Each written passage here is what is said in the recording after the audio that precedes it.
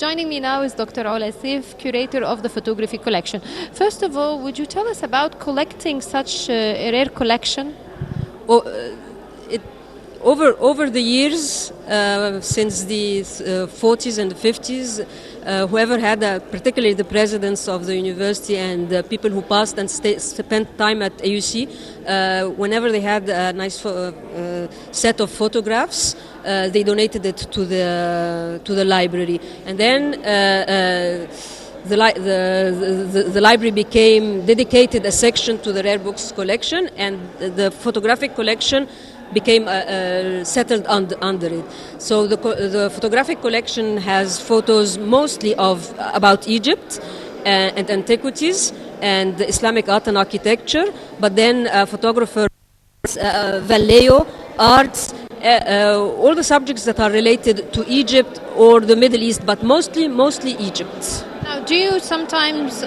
And architecture. Now, do you sometimes need to do restoration to some of the photographs? Occasionally, they need surface cleaning, but few are in a bad condition that need severe restoration. On the whole, they're in a generally good, acceptable condition, and to keep them for their preservation, we also there is an effort from the part of the university to always keep them in climate-controlled environments. Would you tell us a bit about the rare collection here of the Underwood and Underwood overviews?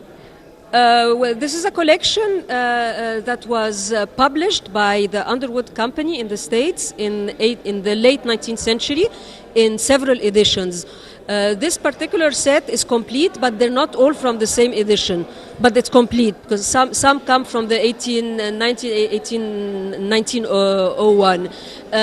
They cover many aspects of Egypt, like the desert, the gardens, some from the architecture, some from Port Said and Suez, the highlights of Egypt. And tourists used to like them very much because it was an entertainment for them, because not only they saw the photographs, but they saw them in a three-dimensional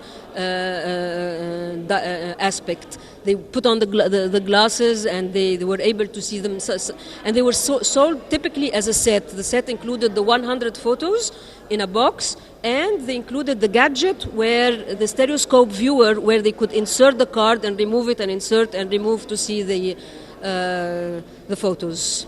What about the quality of the photos? Because they are a type of miniature photos. How do you evaluate the quality of them? The quality is excellent. They seem to us small, but when they were put in the stereoscope, it had a particular lens, so they were enlarged just by the fact of being inserted in the stereoscope. And they themselves were taken with an excellent camera, a medium format, so they're of incredibly good quality.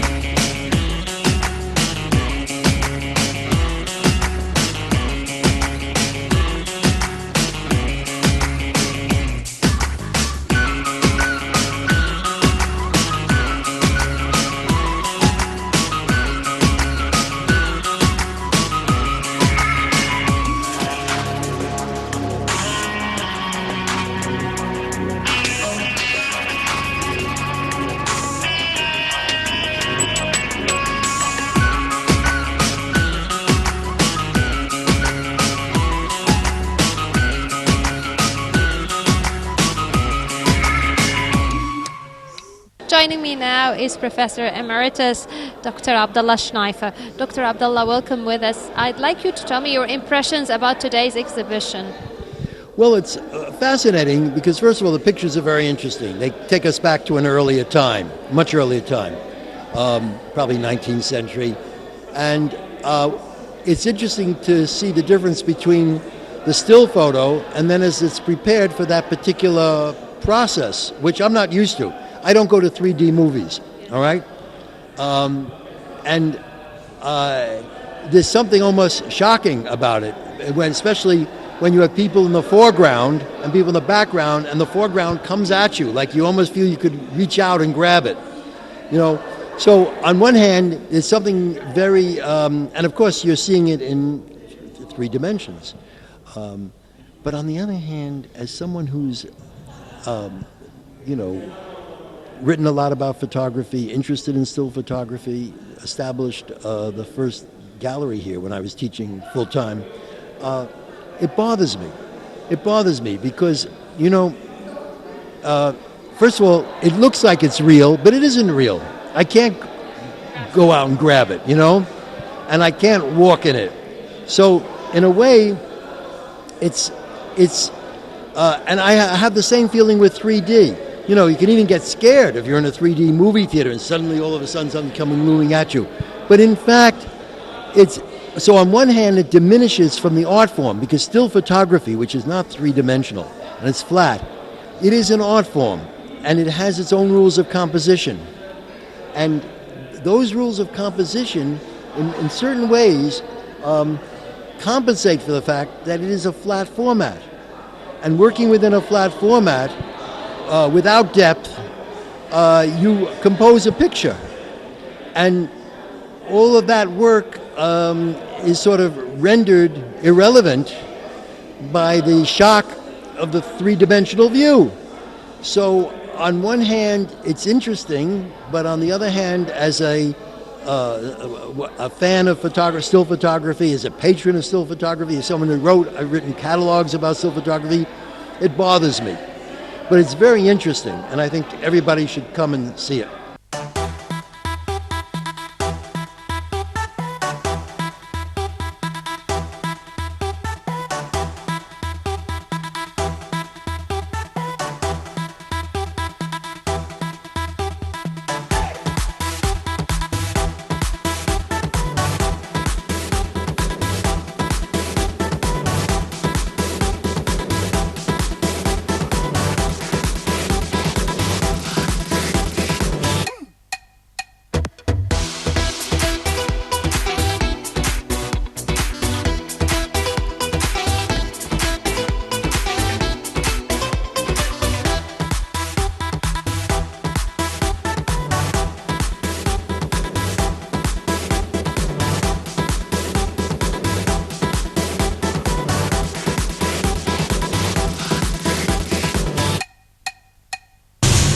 Aiming at preserving Egypt's cultural heritage and handicraft, the Ministry of Culture holds annually a festival dedicated to traditional and heritage handicrafts. Actually, this year is the 8th festival, and actually it's interesting because here at the Gezira Art Center we can find that there are more than 5 full galleries, all packed with beautiful and interesting handicrafts, varying between tapestry, quilting, jewelry, copper, glass. All the traditional crafts are present here. Now let's have a look at some of these beautiful artifacts.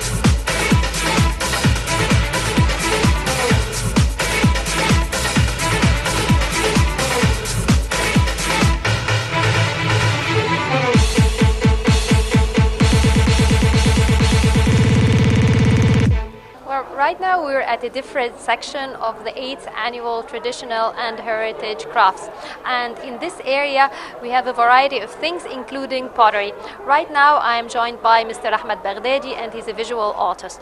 Well, Mr. Ahmed, you're taking part in this exhibition with pottery and ceramics as well as glass work. So would you tell me a bit about your participation in this year's festival? This year we participate in this exhibition with some products of handmade pottery and handmade glass. We make our products by hands with raw materials, Egyptian raw materials. We don't export any other materials from outside. We use our hands, our folklore, our history, to our needs also, to make our designs, to make the designs to be suitable for all the Egyptian, for all needs in the modern life now. Now you have a variety of items exhibited. Let's start first by the pottery. Now, pottery in Egypt, do you need to do it from a certain type of mud, or is it any type of mud can do? Not in Egypt. We make pottery from different kinds of mud. The primitive one is the mud from clay, from the land, cultivated from the cultivated lands, but it reduced to use this kind of mud after the high dam built. But the Egyptian used to make the craftsmen used to make the pottery, or a pottery, primitive pottery from the mud in the earth. Yes. And there is developed kinds of materials like the Aswan clay, Pole clay, but all of them made found in Egypt. Yeah. Which type you like to use more? I use the Aswan clay and Pole clay because its plasticity enables me to form what I want to do. Now behind me we have a collection of tea or coffee cups, as well as some beautiful bowls. Now the colors, your choice of colors, and how do you make it? The colors is our choice because we think about what people love of colors, what they love, what the colors they interested in. It must be modern. We use the modern colors to be to connect from the heritage, the ancient art, to the modern needs in this life.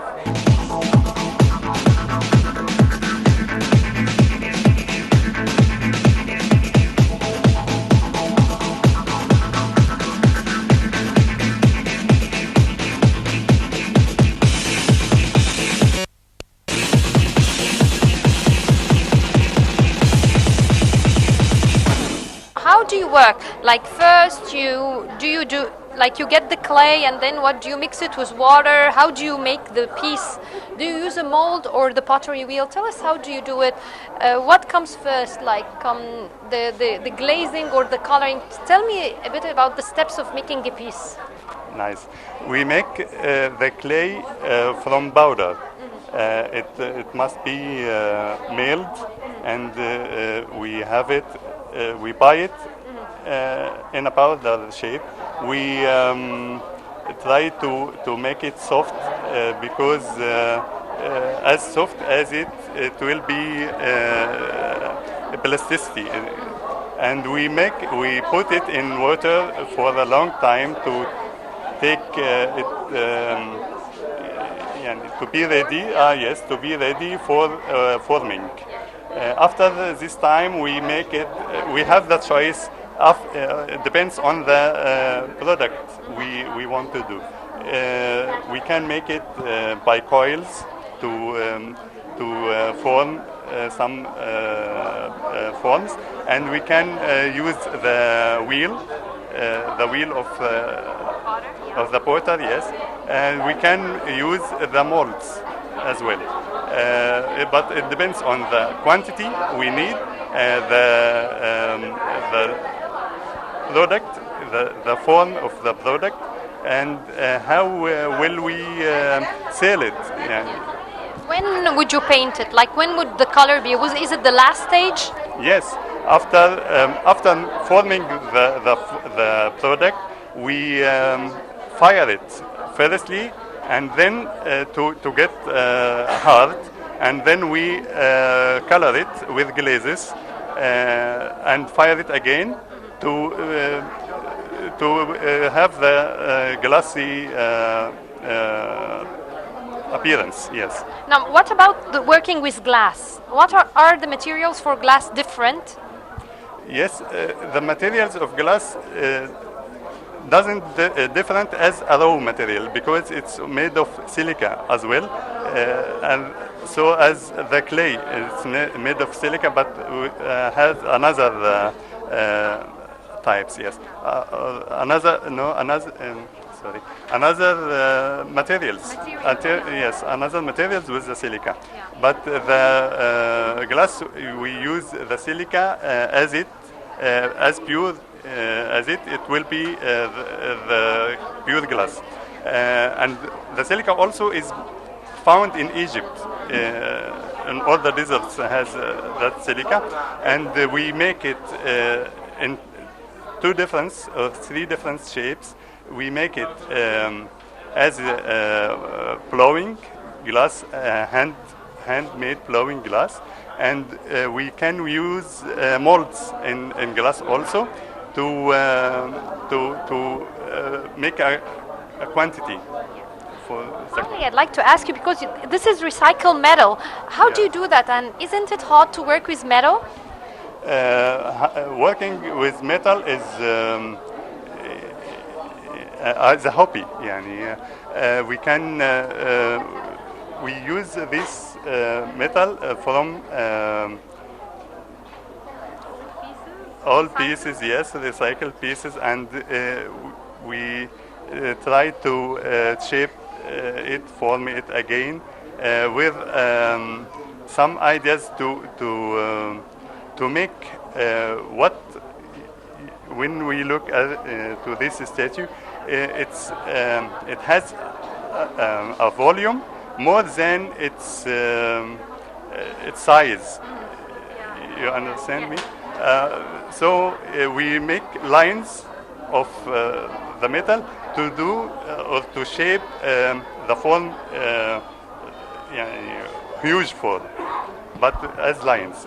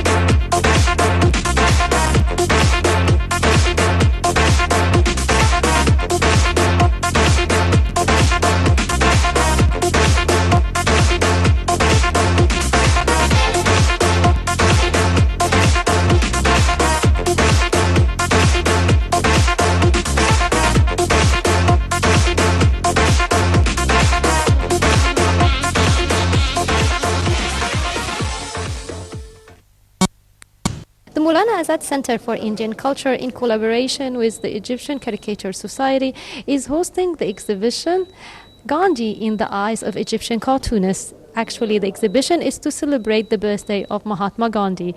Mahatma Gandhi was born on the 2nd of October 1869.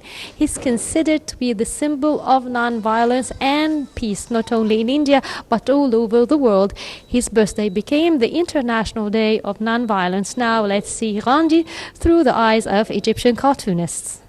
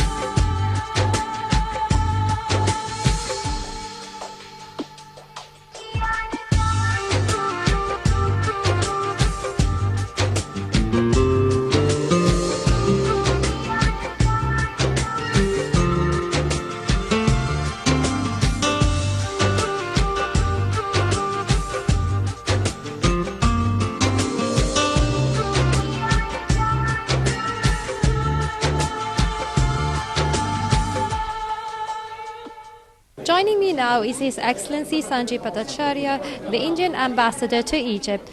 Well, Your Excellency, would you tell us a bit about today's exhibition and the importance of holding it? Mahatma Gandhi was a son of humanity. We are today celebrating his birth anniversary. He was born on the 2nd of October in 1869. He was born in India. He lived in South Africa, traveled extensively across the world, and for us, he served humanity. Today's exhibition is a set of caricatures of Mahatma Gandhi. And as caricatures always do, they speak much more than they seem to convey. And that's so true because Mahatma Gandhi is also much more than what we see of him. Do you feel that the exhibition did him well? Oh, absolutely, because Mahatma Gandhi was a multifaceted person. He was a philosopher who was dedicated to love and non-violence. These are the qualities that he's most known for. He was a great patriot. He's known as the father of the nation. And today there were some of the people and the guests and the audience who said he was for all humanity. And I think the kind of fine detail that many of the artists have brought out reflects what a tremendous person he was and how his idea lives even though he does not. Now, do you follow his footsteps? Do you follow his teachings in your life? I would then become a Mahatma, but I think all of us follow some parts of Gandhi. We try to be honest with ourselves and in our dealings with others. We try to be non-violent as far as possible. And I think the basic love that Gandhi taught all of us is inherent to grow up as we hear his stories.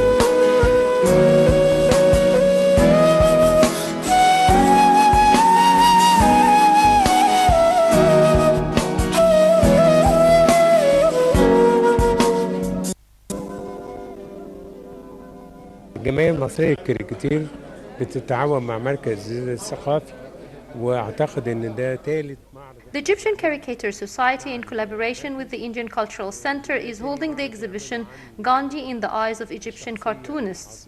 This is the third collaboration with the center and the second about Gandhi, that great philosopher who taught the world about peace. His teachings extended beyond India to the entire world. It even influenced Egyptian artists, so you can see that dozens of the members of the Egyptian Caricature Society have participated with paintings reflecting their perception of that great philosopher.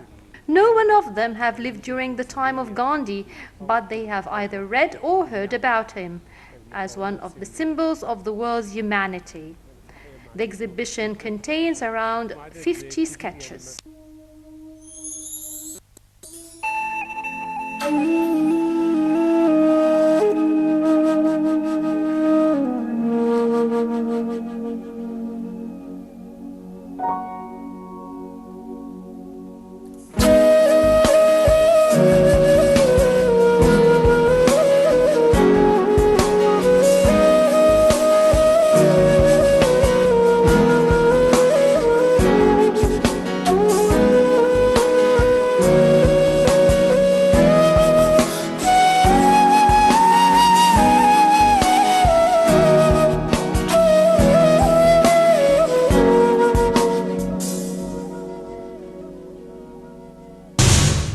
by this, we come to an end of this episode of Cultural Man. Until we meet again, it's goodbye.